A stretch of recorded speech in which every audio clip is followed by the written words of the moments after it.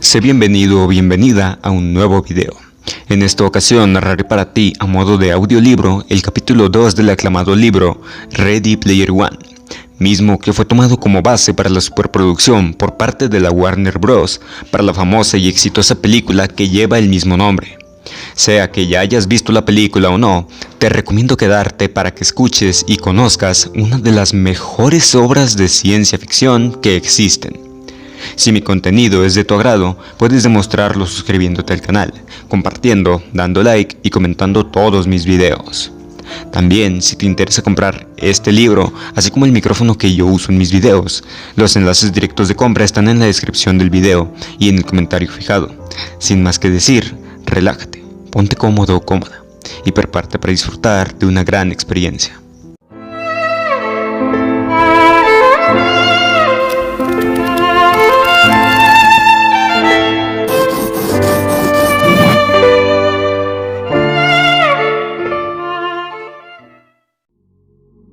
Nivel 1, Capítulo 2. Mi avatar se materializó frente a mi taquilla, en la segunda planta del instituto, el lugar exacto en el que me encontraba cuando salí la noche anterior. Miré a un lado y a otro del pasillo. Mi entorno virtual parecía casi real, pero no por completo. El entorno en el interior de Oasis se presentaba detalladamente en 3 dimensiones. Si no te detenías a examinarlo con más atención, olvidabas fácilmente que cuanto veías estaba generado por ordenador. Y eso con mi consola Oasis, la que entregaban en la escuela, que era una mierda. Había oído que si accedías a la simulación con un equipo de inmersión de última generación, resultaba prácticamente imposible diferenciar Oasis del mundo real. Toqué la puerta de la taquilla, que se abrió emitiendo un tenue sonido metálico. La tenía muy poco decorada por dentro. Una foto de la princesa leía posando con una pistola de rayos y otra de los Monty Python con sus disfraces de los caballeros de la mesa cuadrada, y la portada de la revista Time en la que aparecía James Holiday. Me incorporé un poco y rocé los libros de texto del estante superior, que se desvanecieron para reaparecer en el inventario de artículos de mi avatar. Además de aquellos libros de texto, mi avatar contaba apenas con unas pocas pertenencias: una linterna, una espada corta de hierro, un escudo pequeño de bronce y una armadura hecha de tiras de cuero. Ninguno de los artículos tenía poderes mágicos, y todos eran de mala calidad, pero eran los únicos que había podido permitirme. En Oasis los productos costaban lo mismo que las cosas del mundo real, en ocasiones incluso más, además de que no podías usar vales de comida para pagar por ellos.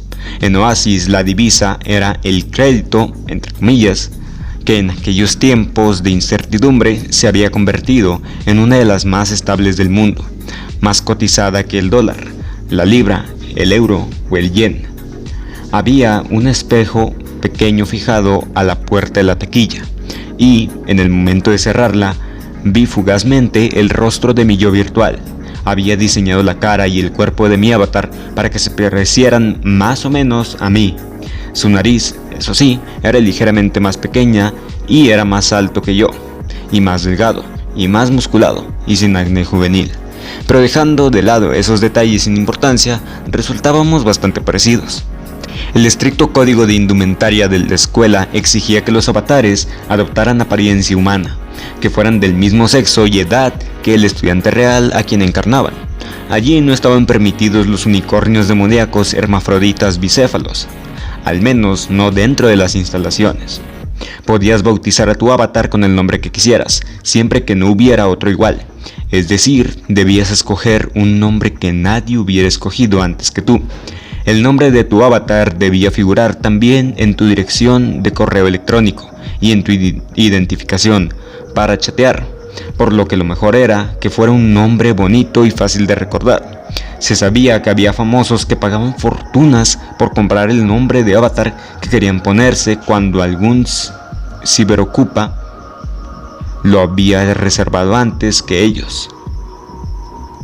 La primera vez que creé mi cuenta de Oasis, llamé a mi avatar Wade Magno, nombre que cambiaba unos meses después, generalmente por otro tan ridículo como el anterior, pero desde hacía 5 años mantenía el mismo, el día que empezó la cacería, el día que decidí convertirme en Gunther. Rebauticé a mi avatar con el nombre de Parzival, por el caballero de la leyenda artúrica que había encontrado en el Santo Grial. Otras formas más comunes de transcribir el nombre, Perceval y Percival, ya estaban ocupadas por otros usuarios.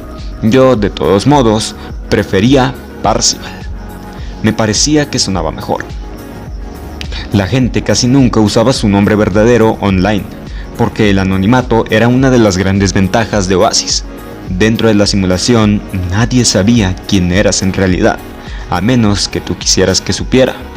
Gran parte de la popularidad y de la cultura de Oasis giraba en torno a ese hecho. Tu nombre verdadero, tus huellas dactilares y patrones en retina quedaban almacenados en tu cuenta en Oasis. Pero Gregarious Simulation Systems mantenía esa información encriptada y confidencial. Ni siquiera los empleados de GSS tenían acceso a la verdadera identidad de un avatar. Cuando Halliday todavía dirigía la empresa, GSS había logrado que prevaleciera el derecho a no desvelar la identidad de los usuarios de Oasis tras un fallo histórico del Tribunal Supremo. Cuando me apunté al sistema escolar público de Oasis, me pidieron que les facilitara mi nombre verdadero, dirección de correo electrónico y número de la seguridad social. La información quedó almacenada en mi perfil de estudiante, pero solo el director de mi centro podía acceder a ella. Ni los profesores ni mis compañeros de colegio sabían quién era yo, y yo no sabía quiénes eran ellos. A los alumnos no se les permitía usar sus nombres de avatar mientras estaban en la escuela.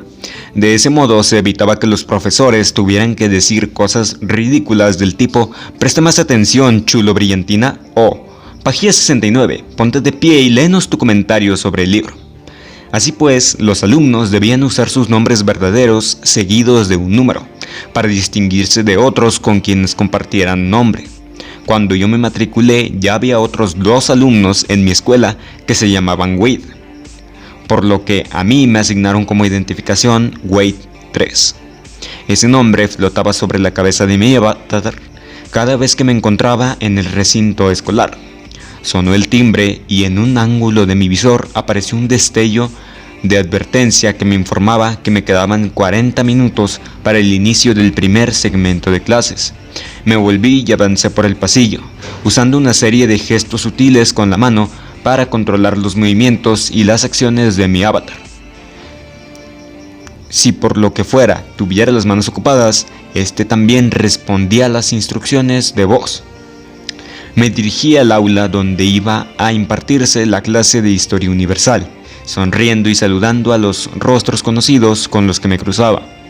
Era mi último año.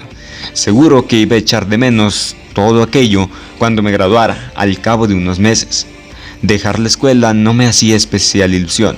Yo no tenía dinero para ir a la universidad, ni siquiera en Oasis, y con mis notas no iban a concederme ninguna beca. Mi único plan para cuando me graduara era convertirme en Gunther a tiempo completo. No me quedaban demasiadas alternativas. Ganar la competición era mi única oportunidad de escapar de mi vida en las torres, a menos que estuviera dispuesto a firmar un contrato de reclutamiento por 5 años con alguna empresa, algo que me apetecía tanto como revolcarme desnudo sobre cristales rotos. Mientras avanzaba por el pasillo, otros alumnos empezaron a materializarse frente a sus taquillas, en apariciones fantasmagóricas que rápidamente se solidificaban. Las conversaciones animadas de los adolescentes iban inundando el pasillo. De pronto oí que alguien me dedicaba un insulto. «Vaya, vaya, pero si es Wade 3».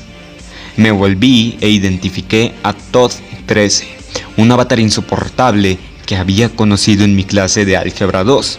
Estaba acompañado de algunos amigos. «Menudo modelito llevas, chico listo», prosiguió. «¿De dónde lo has sacado?»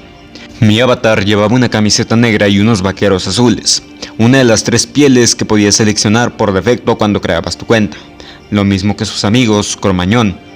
Todd 13 llevaba puesta una piel cara, de diseño, comprada en algún centro comercial de otro planeta. «Me lo compró tu madre», Le grité sin dejar de andar a buen ritmo. La próxima vez que pases por la casa para que te dé el pecho y recoger tu semanada, dale las gracias de mi parte. Muy básico, lo sé. Pero, virtual o no, aquello era el insulto. Y cuanto más básicos eran los insultos, más eficaces resultaban. Mi comentario provocó las risas de algunos de sus amigos y de otros alumnos que se encontraban en las inmediaciones. Todd 13 torció el gesto y se puso colorado, un rasgo que no se había molestado en suprimir de su cuenta de emociones en tiempo real, opción que hacía que en los avatares se reflejaran las expresiones faciales y el lenguaje corporal de quienes los manejaban. Estaba a punto de replicar, pero yo me adelanté, le quité el sonido y no oí lo que me decía. La posibilidad de quitar el sonido a mis compañeros era una de las cosas que más me gustaba de asistir a clase online, y me servía de ella casi a diario. Lo mejor era que ellos se daban cuenta de que les quitabas el sonido, pero no podían hacer absolutamente nada al respecto. En las instalaciones de la escuela nunca había peleas, la simulación no lo permitía. El planeta Ludus en su totalidad era zona de exclusión de player versus player o PvP, es decir, no se permitía el combate de un usuario contra otro. En aquella escuela, las únicas armas eran las palabras, por lo que no tardé en perfeccionar su uso. Yo había ido a la escuela hasta sexto curso, y no había sido precisamente una experiencia agradable. Era muy niño, muy tímido y raro, con una autoestima bajísima, y casi sin aptitudes sociales de ningún tipo, efecto derivado, en parte, de pasar casi toda mi infancia en el interior de Oasis. También era de esa clase de personas que nunca se sienten del todo a gusto en su propia piel. No tenía problemas para conversar con los demás, ni para ser amigos, cuando estaba conectado. Pero en el mundo real, interactuar con otros, sobre todo con niños de mi edad, era algo que me ponía muy nervioso. Nunca sabía cómo comportarme, qué decir, y cuando finalmente me armaba de valor y decía algo, siempre resultaba ser lo menos adecuado. Parte del problema era mi aspecto físico. Pesaba más de la cuenta, y desde que tenía memoria siempre había sido así. Mi desastrosa dieta subvencionada por el gobierno, rebosante de azúcares y almidones, era un factor añadido. Sí, pero también era un adicto a Oasis, por lo que en aquella época mi único ejercicio consistía, por lo general, en correr delante de los gamberros antes y después del colegio. Por si fuera poco, mi ropa, muy limitada, se componía por entero de prendas que no eran de mi talla y que provenían de tiendas de segunda mano y contenedores de instituciones benéficas, algo que, en la sociedad en la que vivía, equivalía a llevar pintada una diana en la frente. A pesar de ello, me esforzaba todo lo que podía por integrarme. Año tras año, escrutaba el comedor como un temil en busca de algún grupito que me aceptara, pero ni siquiera otros marginados querían saber nada de mí. Era demasiado raro, incluso para los raros. Y las chicas, con las chicas no tenían nada que hacer. Para mí, ellas eran como una especie exótica de alienígena, hermosas y aterradoras por igual. Cada vez que me acercaba a alguna de ellas, sentía un sudor frío por el cuerpo y perdía la capacidad de articular frases completas. Para mí, la escuela había sido un ejercicio de darwinismo, una ración diaria de ridículo, maltrato y aislamiento. Al empezar sexto, ya me preguntaba si no me volvería loco antes de la graduación, para la que todavía faltaban 6 largos años. Pero entonces, un día glorioso, nuestro director anunció que los alumnos con una media mínima de aprobado podían solicitar el traslado al nuevo sistema de escuela pública de Oasis. La verdadera escuela pública, la que controlaba el gobierno, llevaba decenios convertida en una vía muerta, masificada y mal financiada. Con el tiempo, las condiciones de muchas escuelas habían empeorado, hasta tal punto de que se animaba a cualquier estudiante con un mínimo de inteligencia a que se quedara en su casa y asistiera a clase online. Salí disparado en dirección a la secretaría de mi colegio para presentar la solicitud. La aceptaron y el siguiente semestre fui trasladado a la escuela pública número 1873 de Oasis. Antes del traslado, mi avatar de Oasis nunca había abandonado Incipio, el planeta situado en el centro de la zona 1, donde los avatares eran puestos en el momento de su creación. En Incipio no había gran cosa que hacer, más allá de chatear con otros novatos o comprar en alguno de los gigantescos centros comerciales virtuales que cubrían el planeta. Si querías ir a algún lugar más interesante, debías pagar la tarifa de teletransportación, que costaba bastante dinero, y yo no tenía dinero, de modo que mi avatar estaba siempre varado en Incipio. Bueno, lo estuvo hasta que mi nueva escuela me envió por email un vale de teletransportación que cubría mi desplazamiento hasta Ludus, el planeta donde se situaban todas las escuelas públicas. Había centenares de campus escolares en Ludus, repartidos uniformemente por su superficie. Las escuelas eran idénticas porque se copiaba el mismo código de construcción y se pegaba allí donde se necesitaba crear un nuevo centro escolar. Y dado que los edificios eran solo pedazos de software, su diseño no se veía condicionado por limitaciones de presupuesto ni por leyes de la física. Cada colegio era un gran palacio del aprendizaje, con sus pasillos de mármol pulido, sus aulas como catedrales, sus gimnasios de gravedad cero y bibliotecas con todos los libros escritos en el mundo, siempre que hubieran sido aprobados por la Junta Escolar. Ya desde mi primer día, en la EPO número 1873, me pareció que había muerto y había ido al cielo. Por eso, en lugar de tener que atravesar un pasillo de gamberros y drogadictos cada vez que iba a la escuela, lo que hacía era meterme directamente en mi guarida y quedarme allí todo el día. Lo mejor de todo era que, en Oasis, nadie sabía si era gordo, si tenía acné o si llevaba la misma ropa vieja todas las semanas. Los gamberros no podían lanzarme bolas de papel con saliva ni tirar de la goma de mis calzoncillos hasta que me llegaba a la cabeza, ni patearme contra el aparcamiento de las bicicletas. Allí nadie podía tocarme siquiera. Allí estaba a salvo. Cuando llegué al aula de Historia Universal ya había varios alumnos sentados en sus pupitres. Sus avatares parecían inmóviles, con los ojos cerrados. Esa era la manera de indicar que estaban comunicándose con otros, bien atendiendo una llamada, bien participando en algún chat. En Oasis se consideraba de mala educación intentar hablar con un avatar que estaba ocupado. Este solía ignorarte y emitía un mensaje automático con el que te mandaba a la mierda. A la mierda. Me senté a mi escritorio y rocé el icono del dispositivo que activaba el modo comunica. Los párpados de mi avatar se cerraron, pero aún así seguía viendo lo que me rodeaba. Pulsé otro icono y me apareció frente a mí la ventana de un buscador web en 2 dimensiones, suspendido frente a mí. Ventanas como esas solo podía verlas mi avatar, por lo que nadie podía leer por encima de mi hombro, a menos que yo seleccionara expresamente una opción para permitirlo. Mi página de inicio llevaba directamente al vivero, uno de los foros de mensajes para Gunters más populares. La interfaz del sitio estaba diseñada para que su aspecto y su funcionamiento recordaran al viejo sistema BBS anterior a Internet, el llamado Bulletin Board System o sistema de tablón de anuncios, que incluía durante la secuencia de ingreso la reproducción del característico chirrido de un módem de 300 baudios. Todo muy guay. Pasé varios minutos revisando los hilos de discusión más recientes, enterándome de las últimas noticias y rumores sobre Gunters.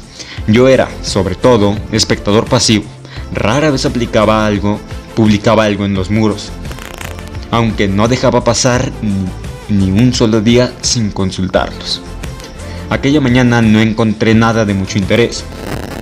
Las típicas guerras de mensajes entre clanes, discusiones abiertas sobre la interpretación correcta de algún pasaje críptico del almanaque de Anorak, avatares de alto nivel alardeando de cualquier novedad mágica o artefacto que acabaran de obtener.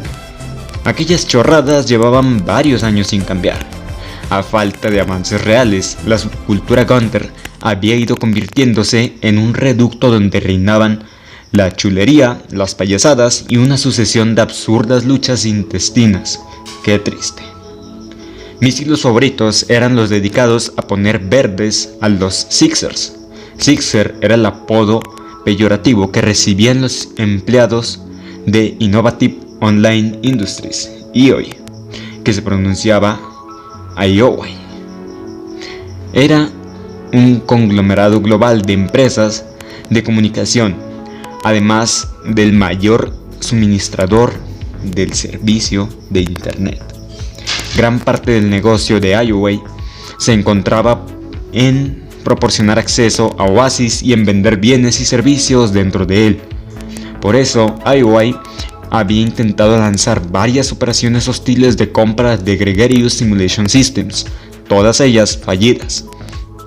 Desde hacía un tiempo intentaban hacerse con el control de GSS, aprovechándose de un vacío en el testamento de Halliday. IOI había creado un nuevo departamento en la empresa llamado División de Ovología. El término originalmente hacía referencia a la ciencia sobre el estudio de los huevos de ave, pero en los últimos años había adoptado una segunda acepción, la ciencia de la búsqueda del huevo de Pascua de Halliday. La división de ovología de IOI tenía un solo propósito: ganar la competición de Halliday y hacerse con el control de su fortuna, su empresa y del mismo Oasis. Como a casi todos los Gunters, a mí también me horrorizaba la idea de que IOI controlara Oasis. La maquinaria de su departamento de comunicación había dejado las cosas muy claras. IOI creía que Halliday nunca había sacado todo el partido económico posible a su invento y estaba dispuesta a poner remedio a la situación. Pasarían a cobrar una tarifa mensual para acceder a la simulación, es decir, que dejaría de ser gratuita. La privacidad y el anonimato de los usuarios desaparecería y aparecerían banners publicitarios en todas las superficies visibles. Oasis dejaría de ser la utopía abierta en la que yo me había criado y se convertiría en una distopia controlada por una empresa, un parque temático costoso solo al alcance de una élite adinerada. IOI exigía a sus cazadores de huevos, a los que llamaba ovólogos, que usaran su código de empleado como nombre de su avatar en Oasis. Aquellos códigos se componían de 6 dígitos y empezaban por el número 6, por lo que todo el mundo empezó a llamarlos Sixers. Para convertirte en un Sixer, debías firmar un contrato en el que se estipulaba, entre otras cosas, que si encontrabas el huevo de Halliday, el premio pasaba a ser automáticamente propiedad exclusiva de la empresa contratante. A cambio, IOI te proporcionaba una paga quincenal, así como comida, vivienda, seguro médico y plan de jubilación. La empresa también entregaba a tu avatar una armadura de buena calidad, vehículos y armas, además de que cubría todos tus gastos de teletransportación. Unirse a los Sixers era algo así como alistarse al ejército. Los Sixers no eran difíciles de identificar, porque todos tenían el mismo aspecto. Les exigían el uso del mismo tipo de avatar: musculoso, blanco, rubio, de ojos azules, independientemente de cuál fuera el sexo de quien lo operaba, y pelo cortado a cepillo, rasgos faciales por defecto en la configuración del sistema. Además, todos llevaban el mismo uniforme azul marino. La única manera de distinguirlos era comprobando el número de 6 dígitos que llevaban estampado en la pechera, debajo del logo de IOI. Como la mayoría de los Gunters, yo despreciaba a los Sixers y su mera existencia me asqueaba. Al contratar a un ejército de buscadores del huevo a sueldo, IOI pervertía el espíritu de la competición. Aunque claro, podía argumentarse que todos los Gunters que se habían unido a clanes también lo pervertían. Lo cierto era que ya habían aparecido cientos de clanes de Gunters, que en algunos casos contaban con miles de miembros, que se unían para encontrar el huevo. Aquellos clanes operaban sobre la base de contratos férreos, según los cuales, si un miembro ganaba la competición, estaba obligado a compartir el premio con los demás integrantes del clan. A quienes íbamos por libre, como yo, los clanes no nos entusiasmaban, pero respetábamos a sus integrantes y los considerábamos Gunters como nosotros, a diferencia de los Sixers, cuya meta consistía en entregar Oasis a una multinacional maligna decidida a acabar con él. Mi generación nunca había conocido un mundo sin Oasis. Para nosotros se trataba de mucho más que de un juego o de una plataforma de entretenimiento. Había sido parte integral de nuestras vidas desde que teníamos uso de razón. Habíamos nacido en un mundo desagradable y Oasis constituía nuestro único reducto de felicidad. La idea de que la simulación fuera privatizada y homogeneizada por IOI nos horrorizaba de un modo que a los nacidos antes de su generación les resultaba difícil de comprender. Para nosotros era como si alguien amenazara con quitarnos el sol o con cobrar una tarifa por elevar la vista al cielo. Los Sixers proporcionaban a los Gunters un enemigo común, y uno de los pasatiempos preferidos de chats y foros consistía en ponerlos verdes. Los Gunters de alto nivel seguían una política estricta: matar o intentar matar a todo Sixer con el que tropezaran.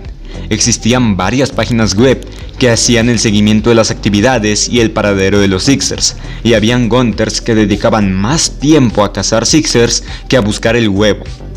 Los clanes más grandes solían celebrar un concurso anual llamado 86 de Sux Orts, en el cual el clan que mataba más Sixers recibía un premio. Tras echar un vistazo a otros varios foros de Gunters, pulsé el icono de una de mis páginas favoritas, el blog Misivas de Arte, de una Gunter llamada Artemis.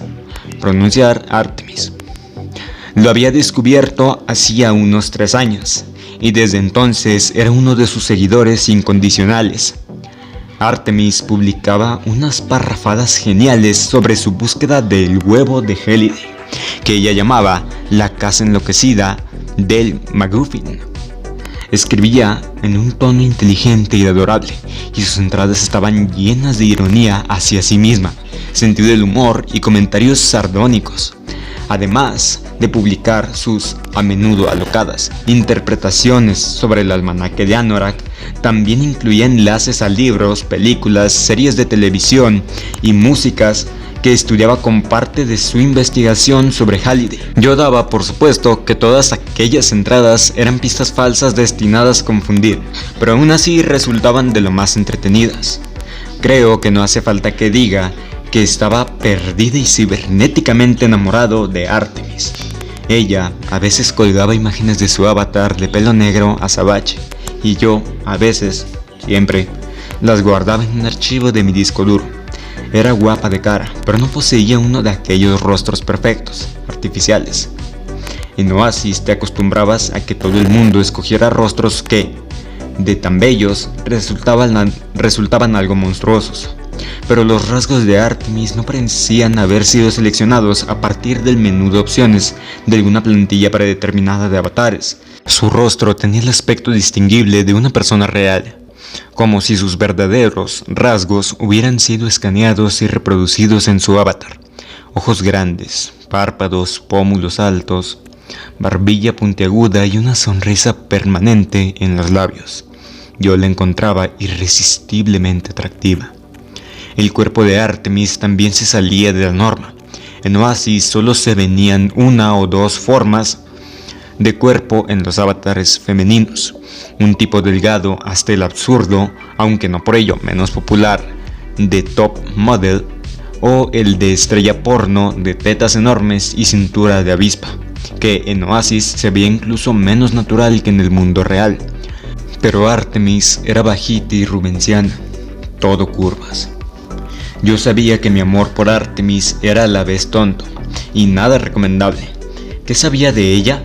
Nunca había revelado su verdadera identidad, claro, ni su edad, ni el lugar del mundo real donde vivía. No tenía ni idea de cuál sería su aspecto.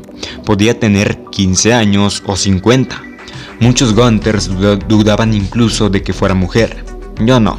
seguramente porque no habría soportado la idea de que la chica de la que virtualmente estaba enamorado fuera un tipo de mediana edad llamado Chuck, medio calvo y con 4 pelos en la nuca. Personalmente prefería vivir en la ignorancia sobre ese tema. Desde que había empezado a leer las misivas de Artie, el suyo se había convertido en uno de los blogs más populares de internet, con varios millones de visitas al día, y Artemis era una especie de personaje famoso, al menos dentro de los círculos de Gunters. Pero la fama no se le había subido a la cabeza. Sus textos seguían siendo divertidos, se burlaba de sí misma. Su última entrada se titulaba El Blues de John Hughes, y en ella se explayaba sobre las 6 películas para adolescentes de John Hughes que más le gustaban, y que ella dividía en 2 trilogías: la trilogía de las fantasías de las chicas alocadas, 16 velas, La chica de rosa y Una maravilla con clase, y la trilogía de las fantasías de los chicos alocados, El club de los 5, La mujer explosiva y Todo en un día.